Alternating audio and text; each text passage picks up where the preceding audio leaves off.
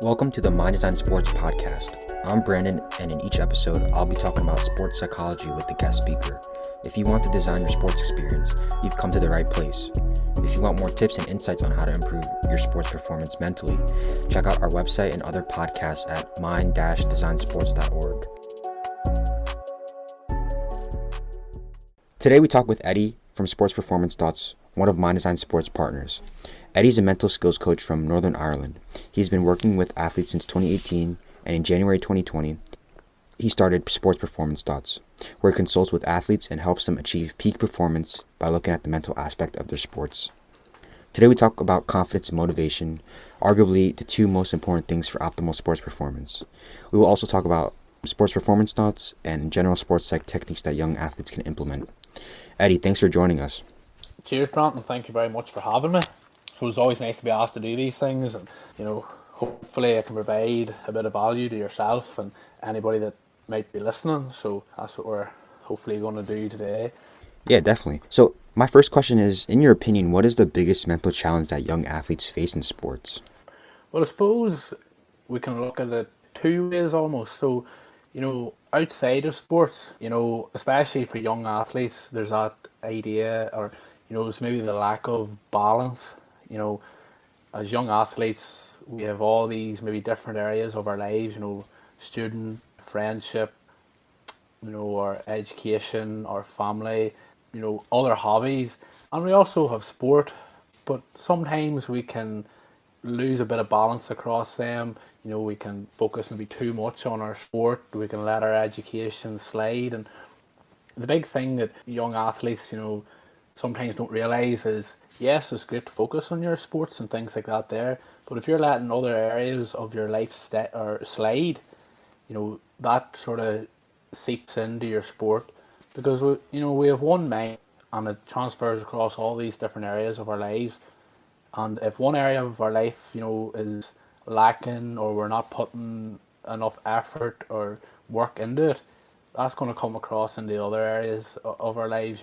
If we're worrying about our schoolwork, we're maybe getting into disagreements with our teachers and things. We bring those feelings to our sport, to our training, and then we're not performing at an optimal level. And so it's kind of that idea of, yes, we want to put a lot of time in our sport, but are we putting good quality time into it? Are we looking after the other aspects of our lives that we have?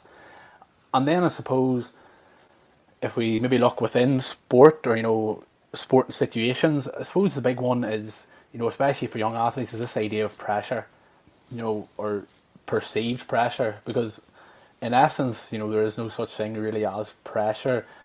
We perceive pressure from maybe other people. Maybe other people put pressure on ourselves, or on young athletes, or sometimes we can have perceived pressure that we put on ourselves to do well in this, or we have to do well.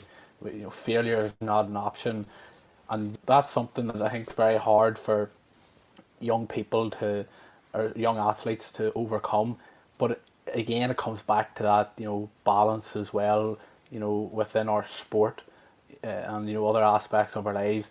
Is it perhaps that we're putting so much time into this, and ignoring all these other aspects of our lives, perhaps, that we have to succeed at sport, and then we place that pressure on ourselves, and if we fail, then it's almost like, well, I have nothing else to go back to.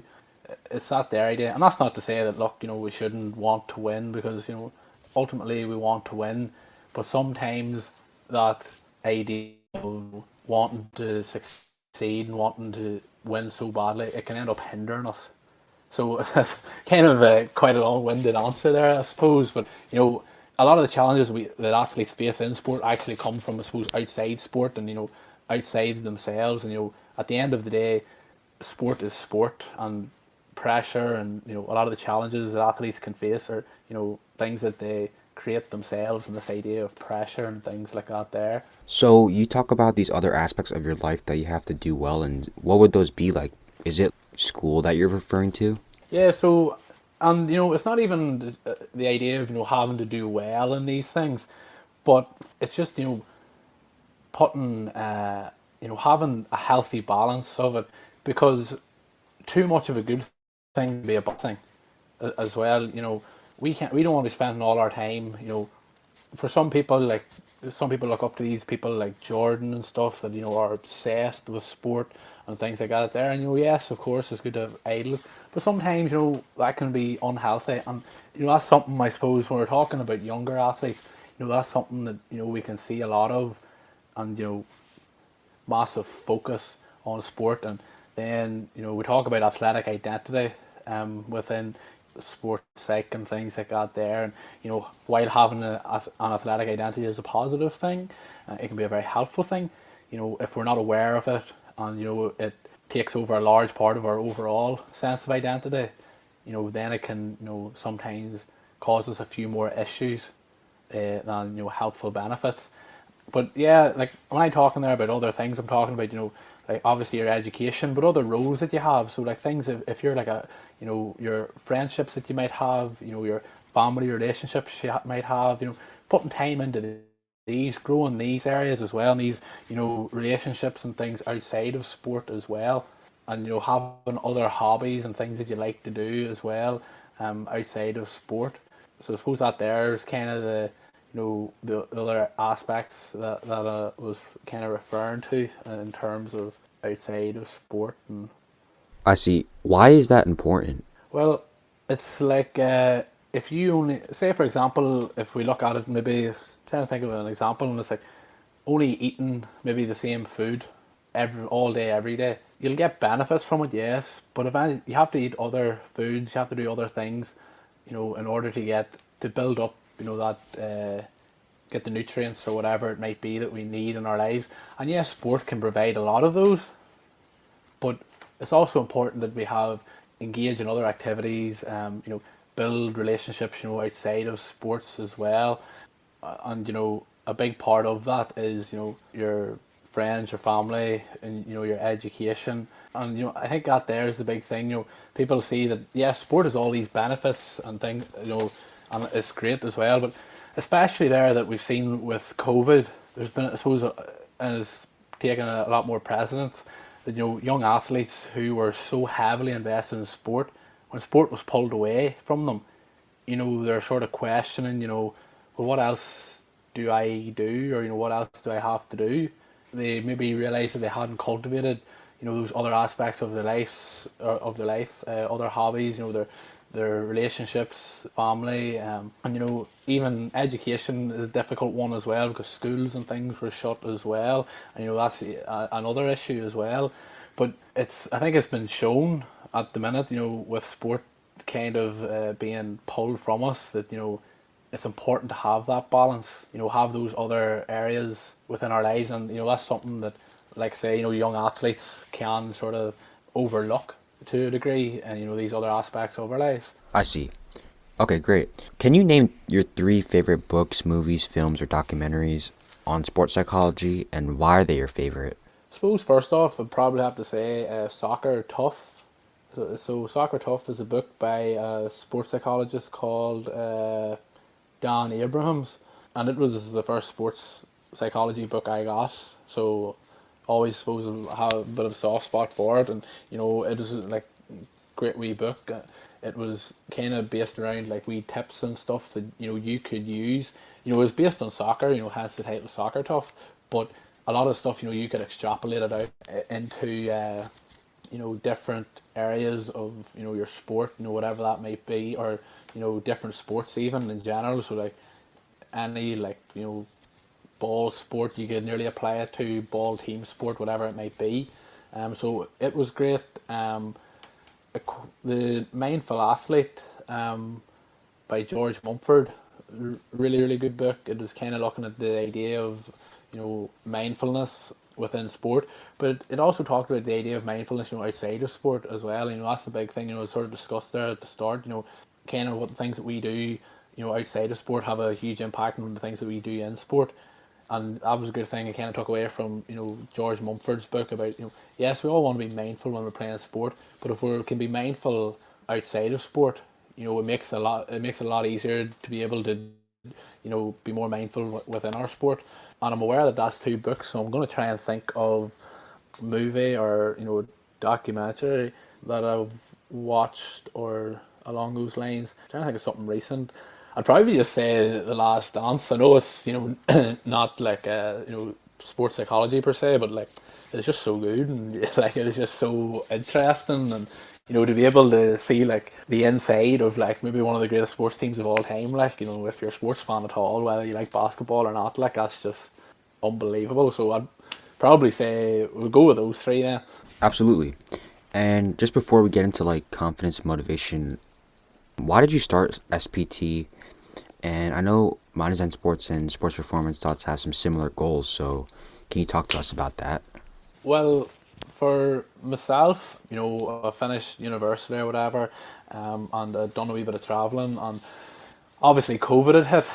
There was something, my university degree was psychology, and I'd done a master's in sports psychology, so it was something that I was interested in. I wanted to get into the field, and I was always quite nervous about going out in the field by myself. I kind of this idea that I needed to work underneath somebody, or track somebody, or learn that way, and then you learn that that's not really an option. It's very difficult to get those opportunities. So when COVID hit, I sort of said I want to go out by myself. And the best way to do that, I thought like Instagram, was usually a good way to start, because I was kind of thinking, who am I looking to target, and really for me, when I was playing sport, at that age of, I suppose, 16, 17, 18, I kind of started to learn wee bits about sports psychology. But there's nowhere really in Ireland, where I'm from, there's nowhere that you would really come across that kind of stuff. And, that was kind of what my aim was with sports performance also, was like, to make this kind of, these sports psychology topics that you maybe wouldn't think about as an athlete of, say, late childhood to early adulthood, even to later adulthood or whatever it may be, kind of interesting, or get you thinking about these things, and maybe how you can apply them, and that was kind of the big thing for me, and make it attractive, this idea of mental skills and whatever, and yourselves at Mind Design Sports, you're kind of in the same bracket. You're kind of that age of high school, college and that there, so you're kind of in the same age bracket, like 14 right up to early adulthood, and that's kind of there is a good relation, or a good parallel there. I suppose that's really sort of the background of sports performance thoughts, kind of what my thinking was when I formed it, and kind of what I'm trying to do as such. Is trying to make that available, to, especially athletes in Ireland who maybe wouldn't come across that kind of stuff too, easily, or, maybe wouldn't be sure where to go. They can say, okay, I'll go on to this page. The big thing for me is, look, I can put up something, and you can see it and say, look, that's actually, I find that quite interesting. Then hopefully the aim for me is that you go away and you go and you can look into it yourself, because there's a wealth of information out there. Like when you actually see something that you're interested in, maybe within the field, and you think, I wonder how I can apply that. When you go out on the internet, there's so much stuff out there, but because you're not really used to going and looking at it, you never actually realize it's out there. So that's kind of the aim for me, is to make these little things available where people can see it and say, look, I want to apply that to my sport or whatever, and then hopefully they go away and they do that. They take a bit of inspiration or whatever it may be. I see, that's great. So confidence is very important for sports athletes, and without confidence, athletes really can't perform freely. So are there any ways to maximize confidence? Like maybe an athlete that's listening to this right now, what can they do like after this podcast to really like put some like actionable steps to the task and to increase their confidence? Yeah, so you're talking about confidence. Confidence really comes from, four kind of places, and they call it perspiration, which is basically hard work. So that's basically knowing that you've done the work, you've done the training, you're able to nail the tactical skills, or on the technical skills, and you've done the physical work or whatever your sport entails. So we take confidence from that. Secondly, we have regulation. I know that's things like mental skills, and when we talk about doing mental skills, there isn't a lot of mental skills for confidence as such. You know, for being able, when we're able to do these mental skills, however, confidence comes almost like a byproduct. So come back to the example about that there in a minute, and I'll go through the last two sort of ideas for confidence, or where confidence comes from.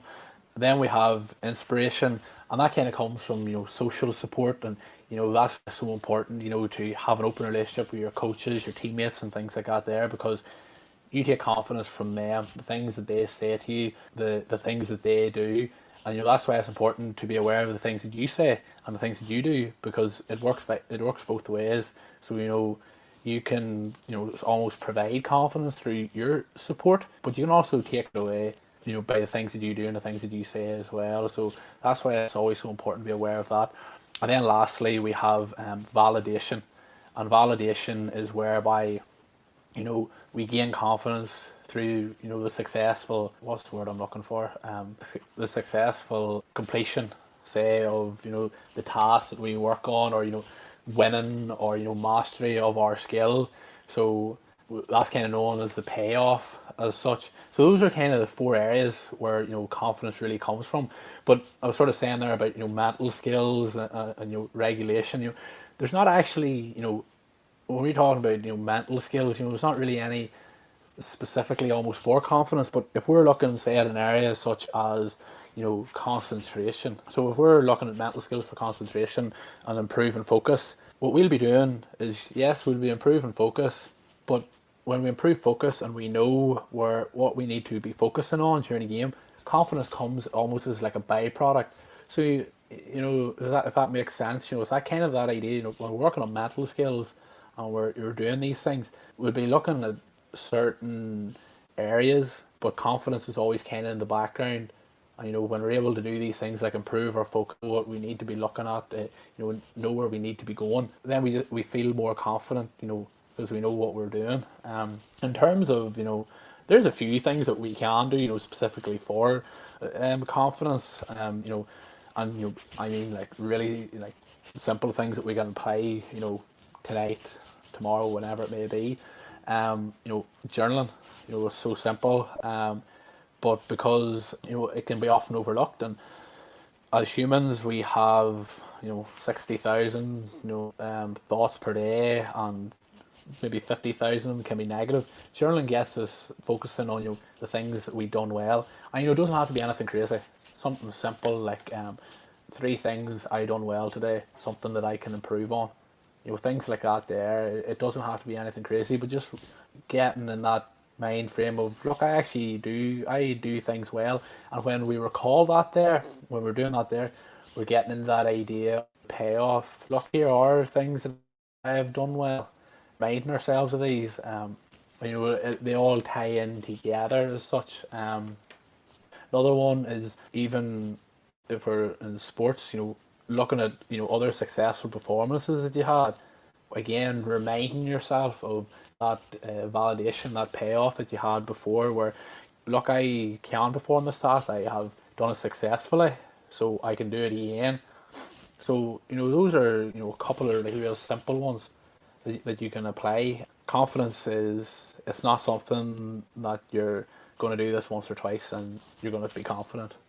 You might do it even 1,000 times, and there could be a game here and there you go out and you maybe won't feel confident. It's about taking the time, doing it, and continuing to do it. It takes time. So those are a couple of things that I would recommend, but at the same time, we still need to be aware that it'll takes time to build confidence. So, what are some things that decrease confidence? Yeah, so confidence is a pretty fragile thing, so it can be knocked away very easily. And as we're going back there to what I was talking about, the things that help or that build confidence, perspiration, regulation, um, inspiration, and validation. It's saying the flip of those, that can decrease it. So things I was saying earlier, even receiving poor feedback or criticism from coaches, teammates, things like that there, in terms of social support.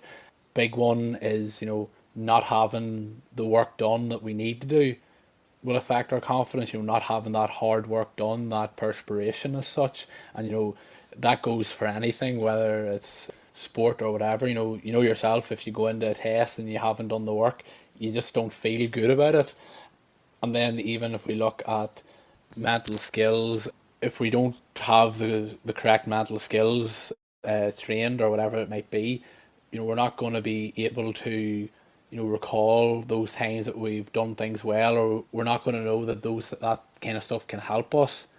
And again, we're not going to be sure where to focus on within a game, so automatically we're maybe not going to feel that confident. We're not going to be sure what our job is. And lastly, I suppose poor performance as such. And like I say, as human beings, we're programmed to focus on the negatives. So anytime we perform poorly, we see ourselves as a poor athlete or whatever it may be. And this is the idea of journaling kind of comes back in, or creating feedback for ourselves, so we can improve ourselves as players, and create that sense of confidence. And even within a poor performance, if you take time and you sit down and look through the game, you will find things that you've done well. You will find things that you can improve. But again, and I suppose we're nearly flipping it here to how can you improve your confidence. But it's almost looking at a bad performances, and you can take it two ways. It's like, okay, I'm a bad player, or sometimes you can look at things outside your control and say that's the reason why I didn't perform well. The weather wasn't good, or my teammates were all rubbish, so I was going to be rubbish, obviously. Or we can look at it the other way and say, okay, this was the game. What are the facts of the situation? What things did I do well? Okay, let's take a bit of confidence from them that those are things that I actually am doing well. And what are the things that I can improve on? Okay, how can I improve them? Let's create actionable steps towards improving them. And then over time, you know, we can take confidence from the fact that, look, I'm doing these things well, but I've also improved these things that I maybe wasn't doing to the level that I want to be doing them to. Hopefully now I am doing them at that level, and I can take confidence from that. Having it written down and seeing that as well. So it's kind of just a complete flip, a 180. How we gain confidence, but also situations that can dent it, and it's being aware that confidence is very fragile, and that it's a feeling, and that we're never always bulletproof, or we're never always 100% confident. That there is times that we maybe won't feel confident, and it's also being able to say to yourself, I don't feel confident, but I can still perform here. And a really simple way to look at it is just to ask yourself, is there time that I haven't felt confident, but I still was able to perform well? And that's something that you should ask yourself, and sort of, if you think about it, you'll probably be able to say, yeah, there was times where I wasn't confident and I was still able to perform. So confidence is a great thing to have, but it's not the be all and end all either, as well. But it's important to know that it is a feeling that comes and goes. Sometimes we don't feel confident, but then as well, there's steps and things that we can put in place to try and cultivate that feeling on a more regular basis. So, what would you say is the most hardest thing about developing confidence? Is it like a poor performance, or is it something else? I would say that the hardest thing about developing confidence is the fact that, as human beings, we are designed, to look for negatives, look for, dangerous situations as such, and it's being able to, kind of being able to flip that and be conscious of that, and, taking the time out to actually say, look, I need to take time to work on my confidence, especially if I'm maybe someone who isn't oozing or dripping with that maybe natural confidence that people talk about and things like that there.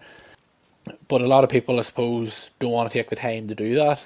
I think that's the big thing, with mental skills in general. When you say what's the toughest part about developing it, it's the fact that there's no tangible evidence, or no, not evidence, but no tangible results. Sometimes, if we go to the gym, we see ourselves getting bigger. If we're shooting in basketball, um, and I suppose that's the biggest thing, in terms of building confidence.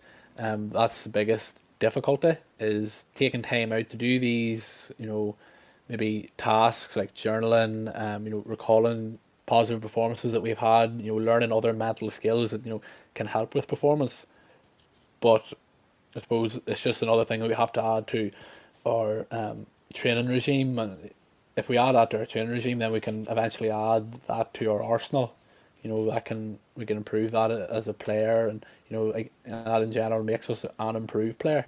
I see. So, motivation is why athletes play sports in the first place. So, how can young athletes increase their motivation to perform the best? I mean, everyone sometimes usually has these low motivation points. So, at those times, what can an athlete do? Um, I suppose when we're talking about motivation, I'm not sure if you've heard of it, but there's Maslow's pyramid of needs, and it's also a kind of a motivational pyramid, and it's this idea that we have to satisfy the levels at the lower end of the pyramid in order to reach the higher levels, but the lower levels are have much stronger. Will be much more strongly motivated to achieve these levels than the ones higher up. So at the bottom end of the pyramid, you have things like the motivation to get food, the need for food, the need for sleep, the need for to be hydrated. Then up above that, you have the need for safety and psychological safety and that and security. And then if we're achieving those, then we can go up into things like competence, mastery, um, developing all these different, helpful feelings that we want to develop. And then hopefully at the very top of that is you reach your potential or self fulfillment as it's known. But the most important thing about it is we have to kind of reach these levels at the bottom. And if we take like a really simple example, is reading a book. So if you're reading a book, you're trying to become more competent, you're trying to learn something, you're trying to reach your potential as such. However, you're trying to read a book on an empty stomach. What feeling, what motivation is stronger there? Is it the motivation to want to learn about the new book, or is it the motivation to eat? So, yeah, you're reading the book, but you're not taking in everything because you have this really, really strong need to eat, and that's sort of hindering your ability to climb the pyramid, so to speak. But if we go away, get something to eat, come back, we're able to read the book without any distraction. And so, that's kind of the point that I'm trying to make is we have to do the basics right. If we can do the basics right, we're improving the chances of ourselves being more motivated on a day to day basis, because motivation is a feeling. It comes and goes. It isn't always there, and we have to try and satisfy these things at the lower end of this pyramid. And even when I was talking about safety and physical safety, security, and psychological safety is basically just routine.